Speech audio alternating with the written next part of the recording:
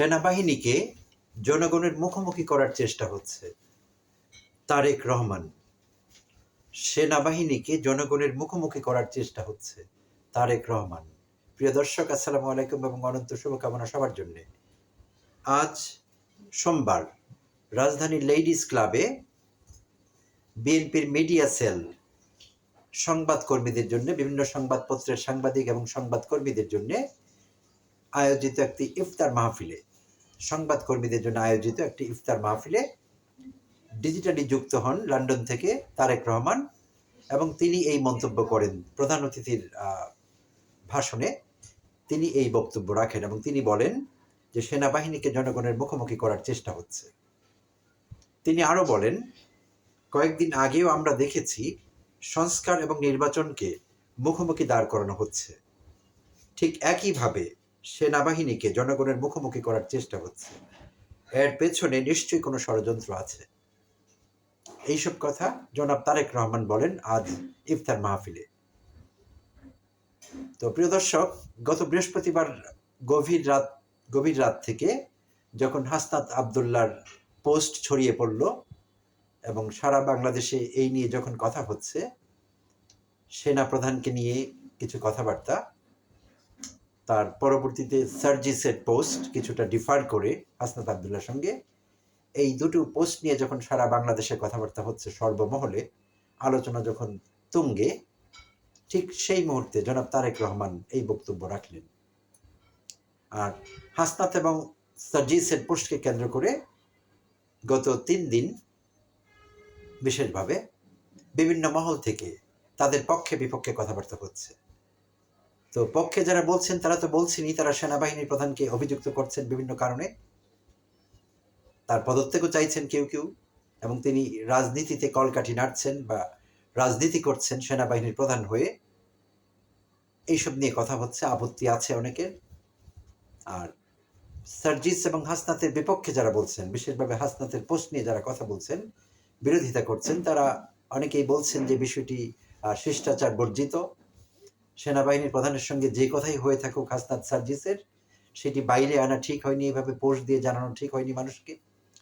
আবার অনেকে এর পেছনে ষড়যন্ত্র দেখছেন যে সার্জিস বা হাসনাতরা সেনাবাহিনীর বিরুদ্ধে ষড়যন্ত্র করছে, সেনাবাহিনীকে জনগণের মুখোমুখি করা হচ্ছে। বিশেষভাবে গণ অধিকার পরিষদের সভাপতি নুরুল হক নূর খুবই উচ্চকণ্ঠ এই বিষয়ে। তিনি স্পষ্ট করে বলছেন যে দেশে পট পরিবর্তনের লক্ষণ দেখা যাচ্ছে, এই কারণে পট পরিবর্তন হয়ে যেতে পারে, অনেক কিছু হয়ে যেতে পারে। তিনি আশঙ্কা ব্যক্ত করছেন এবং খুব উচ্চকণ্ঠে বলছেন যে সেনাবাহিনীকে জনগণের মুখোমুখি করা হয়েছে। আরও অনেকেই বলছেন এই কথা।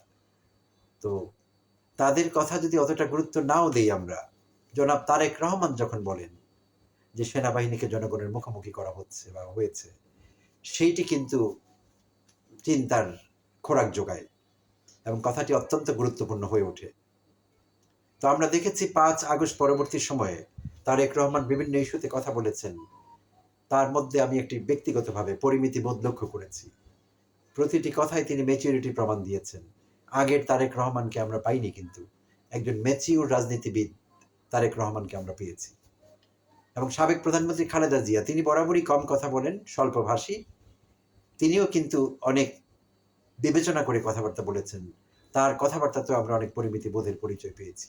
যদিও বিপরীতে বিএনপির যেসব নেতা আছেন বাংলাদেশে, মির্জা ফখরুল ইসলাম আলমগীর থেকে শুরু করে মির্জা আব্বাস, জনাব দুলু, রিজভী, তারা অনেক অপরিণত কথাবার্তা বলছেন, বিভিন্ন সময়ে বলেছেন এবং বলেই চলেছেন। চিন্তা ভাবনা করে কথা বলছেন বলে মনে হয়নি আমাদের, বা হচ্ছে না। বাট তারেক রহমান এবং খালেদা জিয়ার বিষয়টি কিন্তু সম্পূর্ণই উল্টো ছিল। কিন্তু আজ তারেক রহমান যা বললেন যে জনগণকে সেনাবাহিনীর মুখোমুখি করা হচ্ছে, কেন বললেন এই কথা? আর যারাই বলছেন তারা কেন বলছেন? তারা বলবার চেষ্টা করছেন যে জুলাই অগাস্ট আন্দোলনে সেনাবাহিনীর বিশাল ভূমিকা ছিল, আর সেনাবাহিনী প্রধান জেনারেল ওয়াকারুজ্জামান বিশাল ভূমিকা পালন করেছেন, তার ভূমিকা অনেক পজিটিভ ছিল এবং এটি না হলে আমরা এই আন্দোলনে সফল হতাম না, ইত্যাদি ইত্যাদি। তো এখন কথা হলো, ফাইন, আপনারা যারা ক্রেডিট দিতে চান সেনাবাহিনীর প্রধানকে, ভালো কথা, দিতেই পারেন। তো এখানে দুটো বিষয় কিন্তু আলাদা করে দেখতে হবে। সেনাবাহিনী এবং সেনাবাহিনীর প্রধান সেনাবাহিনী একটি প্রতিষ্ঠান, সেনাবাহিনীর প্রধান একজন ব্যক্তি। তো জুলাই অগাস্ট আন্দোলনে জনাব ওয়াকারুজ্জামানের ছাত্র জনতার পক্ষ অবলম্বন করা ছাড়া আর কি কোনো বিকল্প ছিল?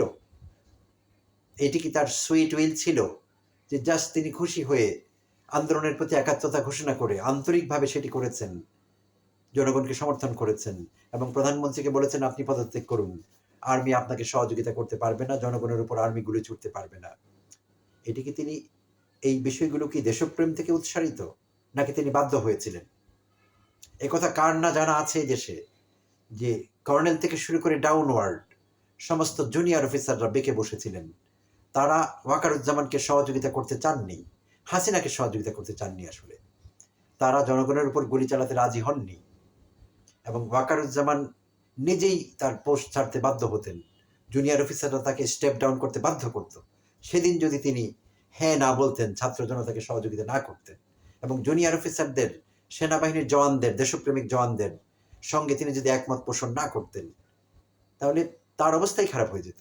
তিনি বাধ্য ছিলেন সেটি করতে। আর আমাদের সেনাবাহিনীর দেশপ্রেম নিয়ে কোনো প্রশ্ন নেই, কেউ প্রশ্ন তুলেনি, হাসনাত তুলেননি, সার্জিস তুলেননি, কেউ তুলেনি প্রশ্ন। আমাদের সেনাবাহিনীর ব্যাপারটি সম্পূর্ণ ভিন্ন। এটি একটি প্রতিষ্ঠান। স্বাধীনতা যুদ্ধে সেনাবাহিনীর ভূমিকা, ৯০-এর গণ আন্দোলনে সেনাবাহিনীর ভূমিকা, তখনও কিন্তু সেনাপ্রধান বেঁকে বসেছিলেন, স্বৈরাচারী এরশাদকে সমর্থন করেননি। এরশাদকে সরাসরি বলেছিলেন জেনারেল নুরউদ্দিন যে আপনাকে পদত্যাগ করতে হবে মিস্টার প্রেসিডেন্ট, আমি সামরিক আইন জারি করব না, আমি টেক ওভার করব না, আপনাকে পদত্যাগ করতে হবে। সুস্পষ্টভাবে জানিয়ে দিয়েছিলেন জেনারেল নুরউদ্দিন খান। তো ঠিক একই রকম একটি পরিস্থিতি আমরা জুলাই অগাস্টে ফেস করেছি। তো তখনও সেনাবাহিনী আমাদের পক্ষে ছিল সেনার সদস্যরা, সেনাবাহিনীর জওয়ানরা, অফিসাররা। এখনও সেনাবাহিনী আমাদের পক্ষে ছিলেন, সেনাবাহিনীর সদস্যরা আমাদের পক্ষে ছিলেন। আমরাও তাদের অ্যাপ্রিসিয়েট করি, আমরা তাদের প্রতি কৃতজ্ঞ। বিষয়টি সম্পূর্ণ আলাদা। কিন্তু ব্যক্তি জেনারেল ওয়াকারুজ্জামান, তার ভূমিকা আমাদের দেখতে হবে। প্রথমত তিনি শেখ হাসিনার নিকটাত্মীয় এবং তিনি সেনাবাহিনীর প্রধান হয়েছেন খুব সুষ্ঠুভাবে। বিষয়টি হয়নি, অনেক জেনারেলকে ডিঙিয়ে, আইন কানুন লঙ্ঘন করে হাসিনা এটি ঘটিয়েছেন। যোগ্যতা বলে ওয়াকারুজ্জামান সেনাবাহিনীর প্রধান হননি, ফার্স্ট অফ অল। সেকেন্ডলি, তার আমলে কি কি হয়নি, আয়নাঘর কোথায় হয়েছে? ক্যান্টনমেন্টের বাইরে হয়েছে। তখনও তো ওয়াকারুজ্জামান সেনাবাহিনীর প্রধান। তাহলে তখনও যদি আয়নাঘরের অ্যাক্টিভিটিস চলতে পারে, তাহলে আয়নাঘরের দায় কি তার উপর যায় না? এই দেশের অনেক মানুষকে আয়নাঘরে নিয়ে নির্যাতন করা হয়েছে দিনের পর দিন। সেই নির্যাতনে অনেকে নিহত হয়েছেন, অনেকে লাশ গুম করা হয়েছে। এই আয়নাঘরের নৃশংসতার দায়ভার কি ওয়াকারুজ্জামানের উপর যায় না? নাকি আয়নাঘরটি ভিন্ন জিনিস, সেনাবাহিনীর প্রধান হিসেবে তিনি জানতেন না, তিনি জানবেন না, বা তার এটা বিষয় না? বিষয়টি কি এরকম না? সমস্ত দায় তার উপর যায়। এবং এই আন্দোলনে আমাদের সফলতা পরবর্তী সময়ে, ৫ আগস্ট পরবর্তী সময়ে, সেখানে আয়নাঘরের অপরাধের আলামত মুছে ফেলবার চেষ্টা করা হয়েছে। এমনকি বিল্ডিং এর স্ট্রাকচার পরিবর্তন করে দেওয়া হয়েছে, রুমের মাঝখানে পার্টিশন করে দেওয়া হয়েছে, হোয়াইট ওয়াশ করা হয়েছে। যেখানে প্রতিটি দেয়ালে দেয়ালে নির্যাতিত লোকের রক্ত ছিল, নির্যাতনের বিভিন্ন চিহ্ন ছিল, সেগুলো মুছে ফেলার চেষ্টা করা হয়েছে। এবং অভিযোগ আছে জেনারেল ওয়াকারুজ্জামানের অনুমতি নিয়েই এগুলো করা হয়েছে। তিনি নিজে করেননি, বাট যেসব জুনিয়র অফিসার এগুলো করেছেন, কেন করেছেন, কি উদ্দেশ্যে করেছেন, আয়নাঘরের আলামত কোন সাহসে তারা মুছে ফেলবার চেষ্টা করেছেন বা প্রয়াস নিয়েছেন, কেন? এবং শুধু এইটাই না, আমরা মিডিয়ায় দেখেছি আমাদের প্রধান উপদেষ্টা যখন আয়নাঘর পরিদর্শন করবার চেষ্টা করছিলেন, প্ল্যান করছিলেন, নানাভাবে সেটা বাধাগ্রস্ত হয়েছে। কেন হয়েছে? কে বাধার সৃষ্টি করেছে সেটার পেছনে? কে দায়ী এর জন্য? এবং এখন যেটি দেখছি আমরা জানতে পেরেছি যে তিনি আমাদের প্রধান উপদেষ্টাকে গ্রহণ করতে রাজি হননি। তিনি বলেছেন বুকে পাথর চাপা দিয়ে তিনি প্রধান উপদেষ্টাকে গ্রহণ করছেন, অধ্যাপক ইউনূসকে। সেখানেও আমরা একটি কনফ্রন্টেশন দেখতে পাই। তিনি একটি কনফ্রন্টেশনাল পজিশনে আছেন, সরাসরি বিরোধিতায় আছেন প্রধান উপদেষ্টা এবং অন্তর্বর্তীকালীন সরকারের। তিনি মুখে যত কথাই বলুন, তিনি যদি এই কথা বলতে পারেন, পাথর চাপা নিয়ে মেনে নিচ্ছি, পাথর চাপা দিয়ে, এটা কি মিন করে? সহযোগিতা মিন করে? তিনি কমপ্লায়েন্ট এটাই মিন করে? এটি কমপ্লিটলি নন কমপ্লায়েন্স মিন করছে। তিনি অ্যাগ্রি করেননি এই সিস্টেমের প্রতি, অন্তর্বর্তীকালীন সরকারের প্রতি তার লয়ালটি নেই, থাকতে পারে না। এবং তিনি যেভাবে কথা বলছেন ইদানিং, রাওয়া ক্লাবে তিনি যেই সুরে, যেই টোনে, যেই জেস্টারে তিনি কথা বলেছেন, এটি সরাসরি ইনসাবঅর্ডিনেশন এবং ওয়ারেন্ট অফ প্রেসিডেন্স লঙ্ঘন করে এটি। তিনি এরকম কথা বলতে পারেন না। শুধু তাই না, তিনি পলিটিক্যাল অ্যাক্টিভিটিস চালিয়ে যাচ্ছেন। সার্জিস এবং হাসনাত দুজনেই বলেছেন যে বিভিন্ন সময় তাদের সঙ্গে কথাবার্তা হচ্ছে সেনাপ্রধানের। কেন হচ্ছে তাদের সঙ্গে কথাবার্তা?